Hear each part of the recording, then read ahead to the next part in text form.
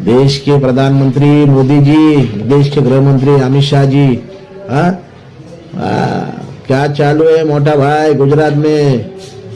दादागिरी, गुंडागर्दी, प्रशासन सब बिका हुआ, ना टीसी है ना रेलवे पुलिस है।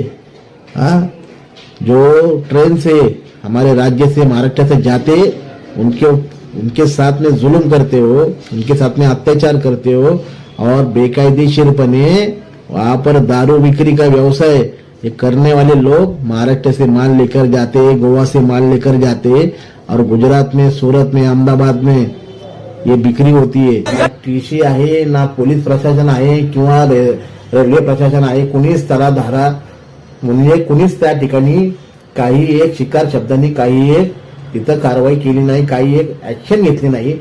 जो व्हिडिओ आम्ही त्या ठिकाणी काढला, आमच्या मित्रपरिवाराने जे सुफी संत अजमेर शरीफ मध्ये जात होते त्यांनी जो व्हिडिओ काढलेला आहे त्या व्हिडिओमध्ये तुम्हाला स्पष्ट दिसेल की एवढा दारू साठा गुजरातमध्ये सापडतोय आणि कुठेतरी याला खत पाणी घालणारे हे स्थानिक तिथले प्रशासन आहे।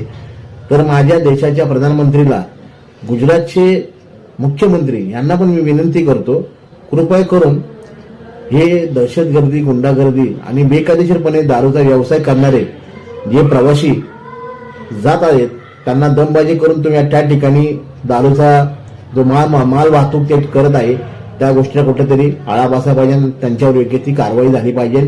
त्यांनी तो परत चक्क तो माल बंदुकी दाखवून म्हणजे पिस्टल दाखवून तो माल त्यांनी चालत्या गाडीतनं अख्खे बॉक्सचे बॉक्स परत घेऊन गेलेत।